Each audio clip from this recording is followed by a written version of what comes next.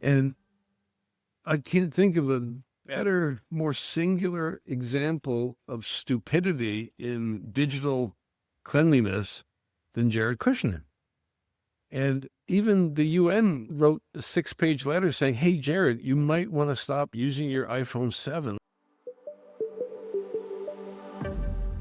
This is Code and Country with host Ian L. Patterson. Welcome to Code and Country, where we explore the intersection of cybersecurity, national security, and geopolitics.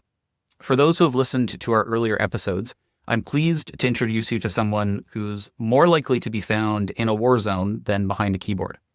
Robert Young Pelton is a Canadian-American explorer, author, and journalist whose work features conflict reporting and interviews with military and political figures in war zones. Robert is the author of numerous books, including License to Kill, Hired Guns in the War on Terror, and The World's Most Dangerous Places. Robert, it's great to have you. Thank you very much. So to start off, maybe just to kind of give people some perspective for those who haven't come across your work, your style of writing in journalism is a little bit different than most and is more in the trenches than I think what you would typically expect from a journalist. When you get interested in a story, tell us, how do you approach getting to know a typical situation?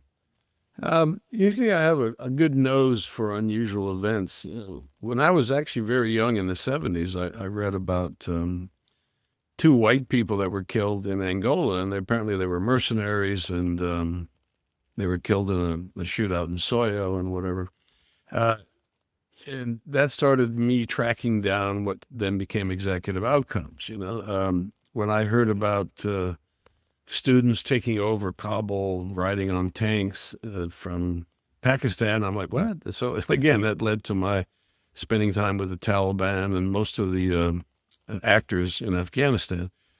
So I have a curiosity that goes beyond journalism. And I'm not going to diss journalism, but I'll say that once the narrative is formed, it becomes just reporting on that narrative. And it's very rare that you read a story that just blows your mind and you go, wow, I didn't know that, right? And I think because I'm not a journalist in terms of my area of operation, I fund myself, I write my own books, I publish them. I go where my nose leads me. And once I go where my nose leads me, I think I use my ignorance and naivete to guide me. And I end up right at front lines and usually a lot of very historic events. So I don't know what I am. Part of being an explorer is to go figure out what other people are too nervous to go find out about. And that leads me to places that usually are pretty violent and dangerous. So that's what I do. And I wrote a book about it to help people understand how I do it. So kind of a full service adventure provider. Thank you for listening to Code and Country, sponsored by Plurilock. If you're enjoying this episode, please remember to like, subscribe, or follow the podcast. And now, back to the episode. So you've been on the ground during many pivotal points in history, especially in the last 20 years. I'm curious, where were you when we think about Afghanistan and everything that's happened there in the last 20 years? Where were you? What were you doing? Who were the people you were with? Well, and I've been to Afghanistan many times, of course. It's like a commute for me. But I first went there in the mid-'90s, right when the Taliban were taking over Kabul. And again, at that time, there were no journalists. Nobody had been with the Taliban. And I kept looking for them. And there's a very funny story in my books about how I hired this guide to find the Taliban. He took me all over Pakistan along the border there. And then I realized he was a drug dealer and he's not going to go anywhere near the Taliban. So I went into the market and I met where all the wounded come out for the Talibs. And I said, look, I've been hearing about the Taliban. I don't know what they are. And this little smelly place with all these guys with these old bandoliers from the 30s and their pistols, big turbans. We're like, well, we don't have any propaganda for you. And I said, that's not what I want. I want to go to Kabul and I want to interview Mullah Omar and all these people and figure out what's going on. So they said, well, give us a day. So they had a shura. And they said, okay, the mullahs have agreed to let you go visit them. And so I hung out with the Taliban for a month or so. And the only guy that screwed me was Mullah Omar because of all the interviews I set up. He said, no, you can't use a camera because he was defaced. You know, he had one of his eyes was sewn shut. He said, but I said, but people want to hear your voice. And the answer was, well, no, the pathway to my heart is through my voice, not my face. So I did a pretty good job of capturing what the Taliban were all about at a time when people really didn't care or know anything about the Taliban. Can you take us back to what it was like seeking out the Taliban in the mid-90s when so little was known about them? I heard that there was fighting up in the mountains. And so I called some of the warlords and their representatives, and I said, I need to get in there. This is before 9/11, by the way. And General Dostum, who was Uzbek, remembers me from me trying to get across the border when he was trying to flee Mazar Sharif because the Taliban were taking over his hometown. And he remembers me as that crazy guy that was trying to get in when he was trying to get out. He said, yeah, come on down. So I was on the ground. I was probably the first journalist on the ground in Afghanistan after 9/11. And Dostum at this time had a special forces team. And I'd never been with the U.S. military. And so the special forces team was under orders to arrest journalists. There's no order, no interest in anybody documenting what they were doing. And there was a funny story where they were told by the higher command, who was up in Kashyyykanabad, to basically get rid of me. Like, however you do it, just have the Afghans arrest me or whatever. And they came back and they said, well, sir, he knows more about Afghanistan than we do. So they said, we're going to disobey those orders. So I hung out with these guys and I filmed them, and we became great friends. And I was at the Battle of Kali Jangi, and I just basically got to document the very first battles of the war. You captured one of the most infamous interviews of the post-9/11 era, the John Walker Lynn so-called American Taliban. How did that come about? At that time, it's my first time I worked as a journalist per se. I was working for CNN, I was working for National Geographic, I was working for Discovery Channel. And again, I was the only guy that was working for all these competing networks because of the access. And so I thought to myself, I probably should give them an interview. So one of the guys from the hospital ran back and said, there's an American in them. And at that time, there was a missing CIA guy who turned out to be dead, which is Mike Spann. And I grabbed a Special Forces medic, and I said, let's go down and see if he needs help. So I went down there, I did this interview, and that was John Walker Lynn. And that was my first story as a journalist, was the very first interview with an Al-Qaeda guy that wasn't bin Laden, that was an American. And CNN thought I was joking. I called them up because, the time zones are reversed. It was friggin' cold. So when you go outside, you have to talk on your sat phone. And I said, I got this great interview with this American guy, and he's an Al-Qaeda guy. And are you interested? Because we had this machine that took forever to upload videos, like one frame at a time. And they came back and they're like, whatever. I don't know. Like, I realized later when I got back, they thought I was joking that I'd done this. And then when they saw a picture of him in Newsweek, they're like, is that guy? I said, yeah. I said, oh, well, okay, you send it. So I sent about a minute and a half, which took all night. And then about 2 or 3 days later, they all tried to, I won't say steal my story, but, like Larry King and Alan Peral's people, they do the story about the story. And I was busy doing stuff with the Special Forces guys. We were doing all kinds of operations, chasing down the Taliban, various people. And they said, you got any more? I said, yes, I spent an hour and a half with the guy on camera. And so they wanted more. I sent some more. And then when I got back to CNN, it was about Christmas time. And I just I'd been in Afghanistan for quite a while, and I wanted to just go home for Christmas. And one of the producers was looking over my shoulder and said, are those Army guys there? And I go, yeah. They said, what kind of, I said, they're a Special Forces team. They're like, you got footage of, I said, yeah. And I was going to fly back, and they canceled my ticket. And they wanted me to, they're like, oh my God, you've got this scoop. You've got all this footage of these Special Forces guys. And I'm like, yeah, so? And I booked my own ticket. I said, I'm going to go out for a coffee, and I flew home. And I think they still tell that story about the guy that had this world scoop and didn't give a shit because he wanted to go home for Christmas. Well, so there's a bunch of stuff that I'd love to unpack there. So, I mean, effectively, you were an expert from the get-go in Afghanistan as well as Iraq, and then you got pulled in. I mean, were you an official advisor to the U.S. government during that time? Well, the first general was the guy before McChrystal. And by the way, as an advisor, you're trying to help explain things that somebody in an office doesn't have access to. So, for example, they would drop a bomb on something and people would get all upset. The Afghans would get really upset.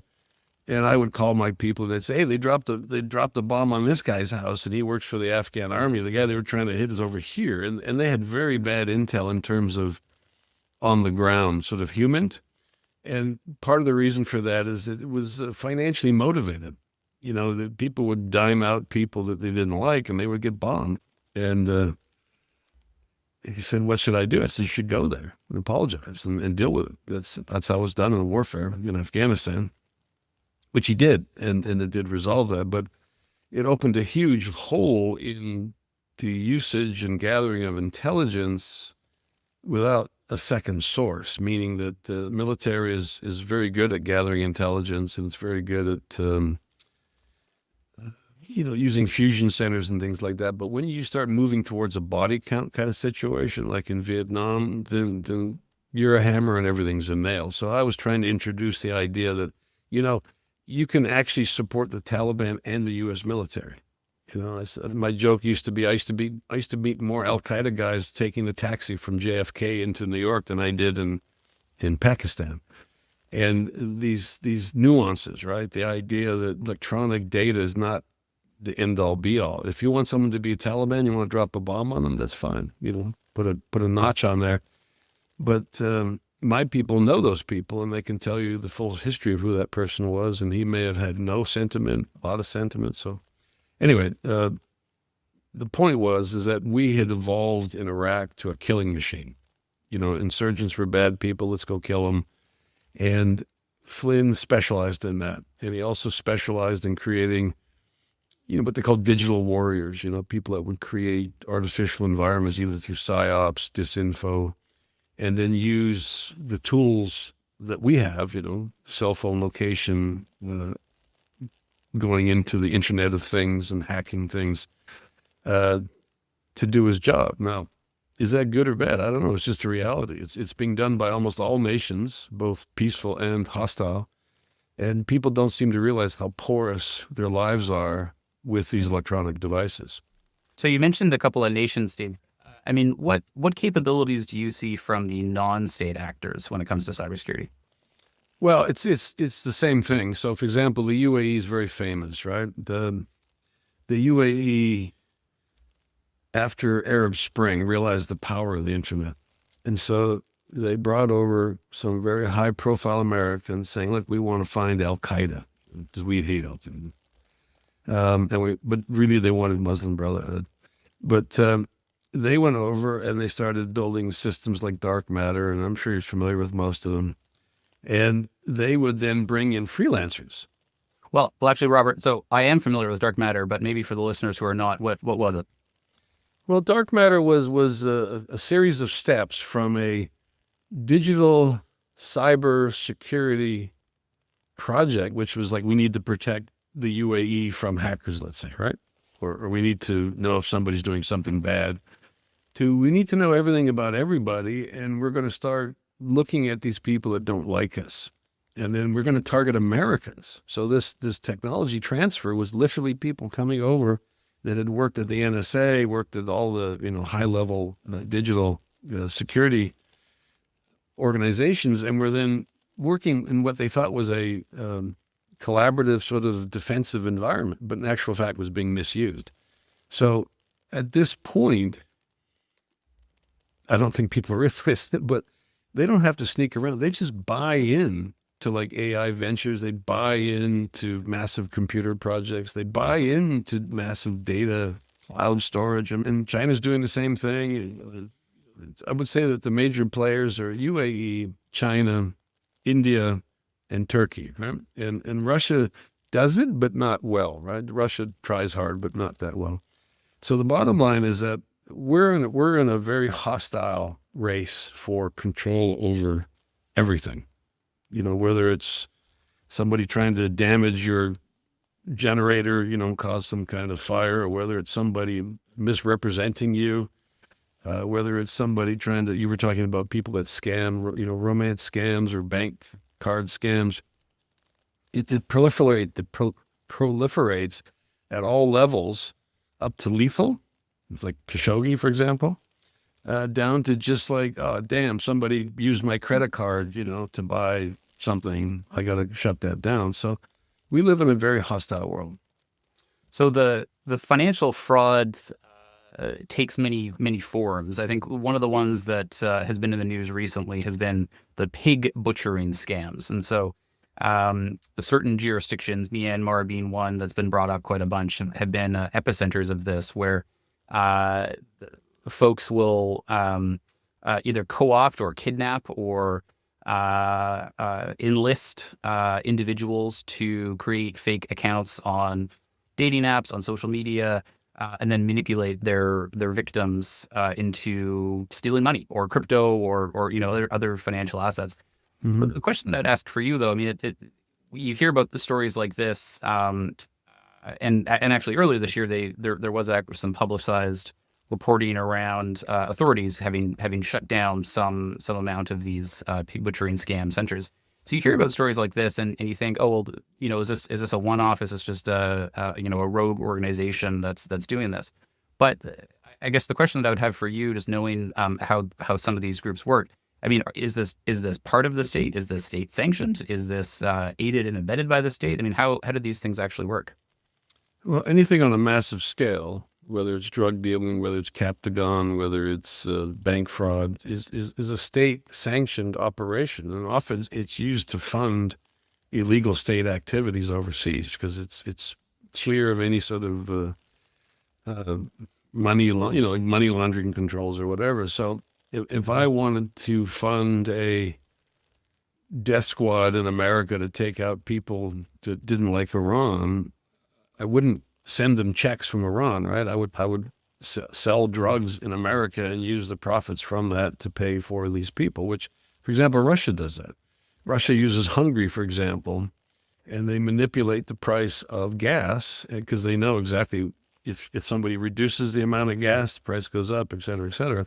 And they use that offtake to enrich these companies they set up offshore, and then those profits go into funding offshore criminal activities, and which includes hacking, which includes bank fraud. I mean, if you know about what the hell's the guy's name, the Austrian guy that was just nailed by my friend Christoph Grozev, was Bitcard.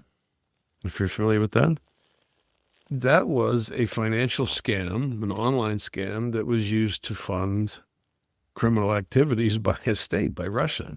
But it had sort of an arm's length feel to it.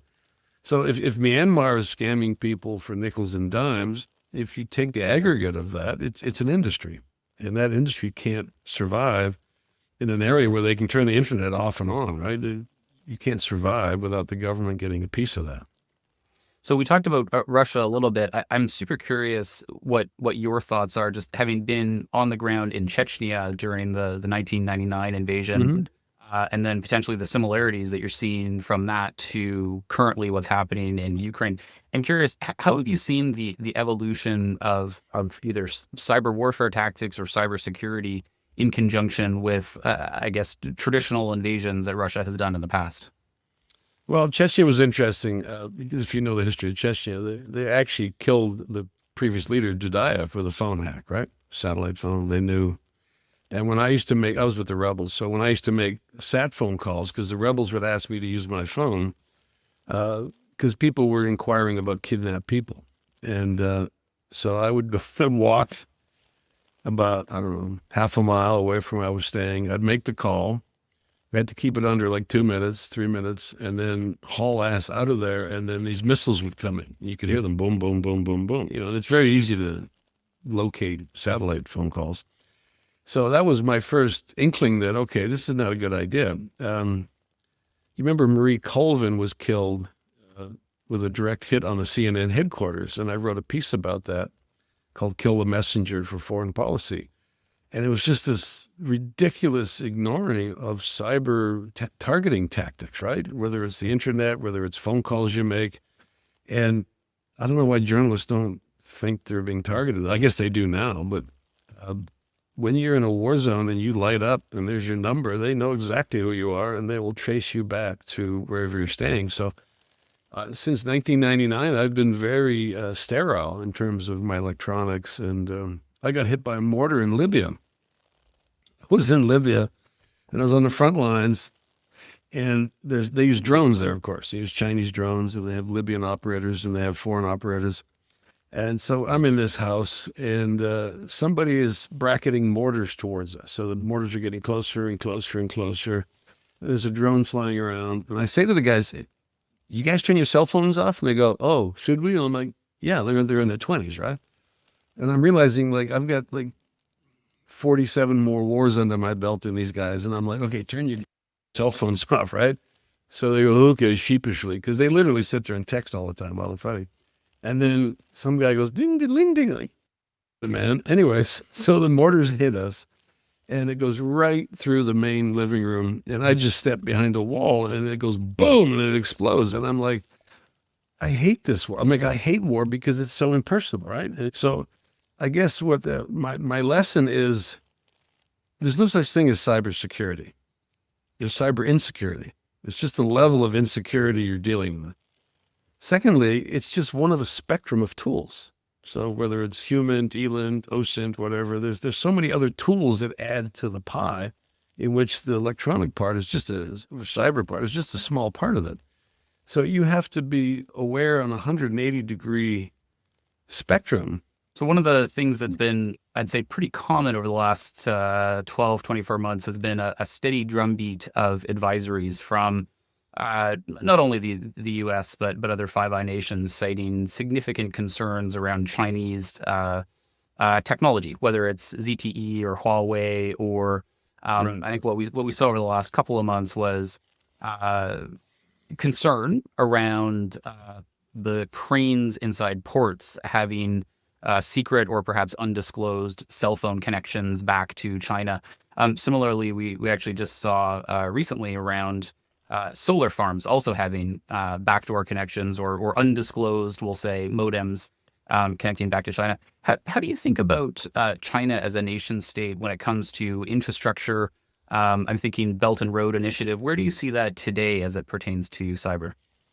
Well, okay, a couple of ones. So I did a deep dive on hackers in China, right? And when you say hacker, you're usually talking about an individual who has skills in gaining access through passwords, into the people's computers, into systems. Those people typically work as freelancers. They have departments of them, but they typically, because they can make money doing this, right? The second thing is they spend most of their time following their own people. They're the ones that are worried about Chinese people, not us. And when they do these hacks, one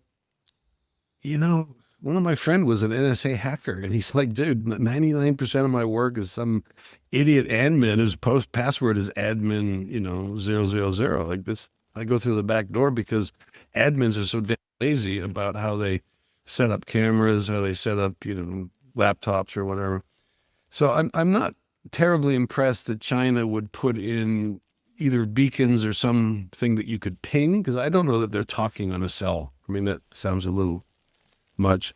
But yeah, most electronic devices can be identified, right? The Internet of Things, if you want to link together, like if you pick somebody's house and you say, "Let's get inside this guy's house. Let's get all his cameras hooked up. Let's get all his laptops. Let's get all his routers, whatever." 9 times out of 10, and I'm making that number up, most people think just by setting a password that they're good, right? That nobody will guess my dog's name, right? Or whatever.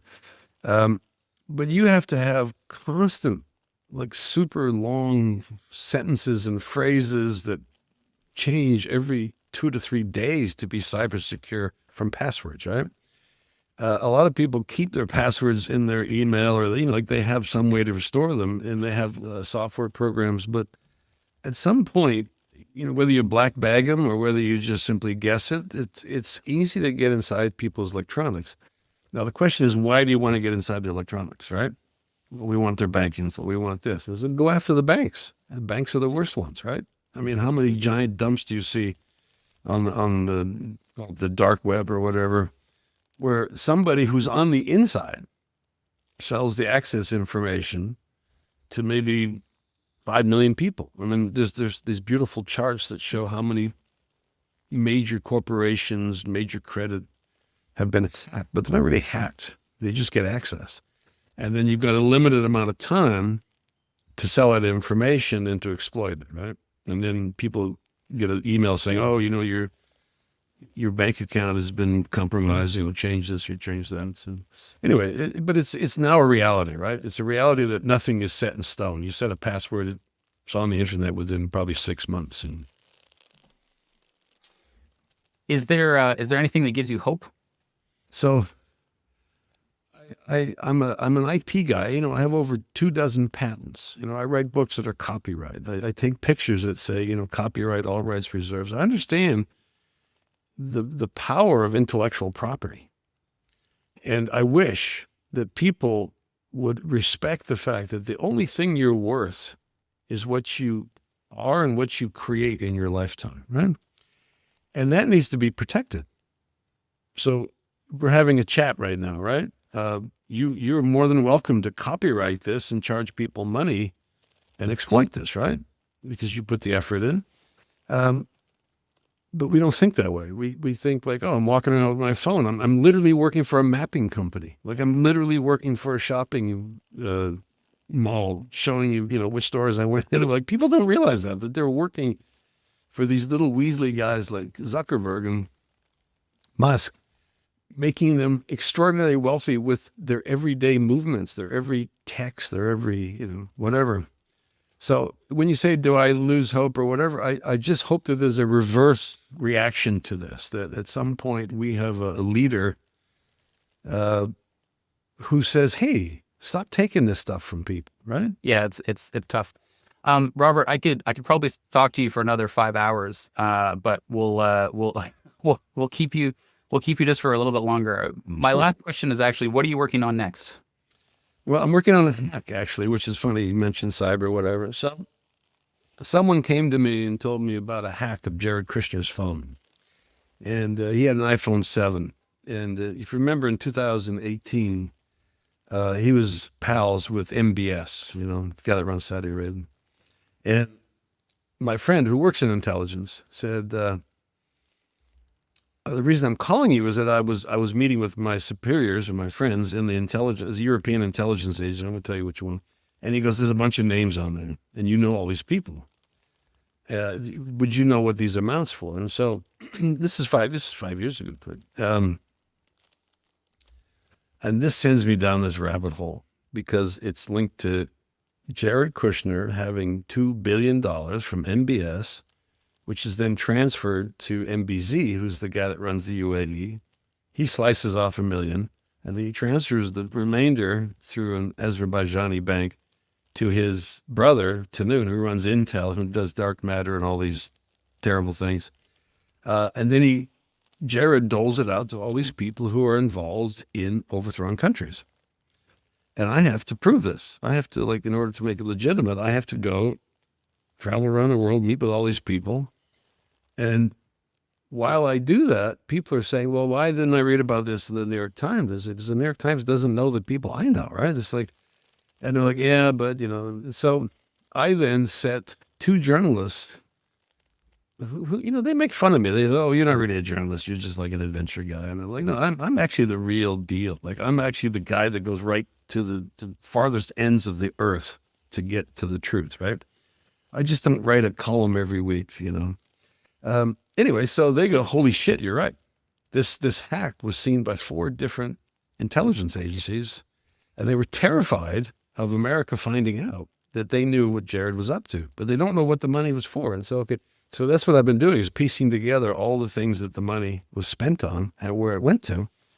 And I can't think of a better, more singular example of stupidity in digital cleanliness than Jared Kushner. And even the UN wrote a 6-page letter saying, hey, Jared, you might want to stop using your iPhone 7. Let me tell you why, right? And they went into Cellubrite, they went into Pegasus, and there's like, you do WhatsApp. And I'm looking at these idiots. I shouldn't say idiots, that's not nice, but they're idiots, sitting in a meeting with Donald Trump, all telling Donald Trump, hey, we did this today, and they're all patting each other on the back and you look down, and there's Mike Waltz, who should know better, former SF guy, using not Signal, but a Signal knockoff made in Israel, which is not Signal. It's just something that keeps all your stuff offline somewhere where you don't quite know where it is. And I'm going, oh my God, all these people are using Signal because they think it's secure, and it's being backdoored to somewhere, right? Some server, somebody. It turns out, yeah, it's not only that, but people have been having a field day hacking into these people's conversations, not just the New York Times, of course. So again, I mean, there's so many lessons that are right in front of you. I think the only barrier is that people think, well, who cares about me, right? I'm just a little guy. I'm shopping for like a hat or something. Why would anybody? Well, what if that person steals your identity and threatens to kill somebody? You will never unwind that. The poor people that get arrested at airports and whatever, we now live in a dangerous age of stupid cyber hacking, right? Not like the smart guy where they steal your bank account, but where somebody literally gets into your phone and says, this means that you're a bad person. And you go, no, it doesn't, but it's too bad. I mean, this means you shouldn't be in this country. Well, but here's my driver's license. Like, sorry, your digital footprint says otherwise. So that's what we have to be careful of. Robert, it's an absolute pleasure to have had the chance to speak to you. Thank you so much. My pleasure. Thank you. Thank you for listening to Code and Country.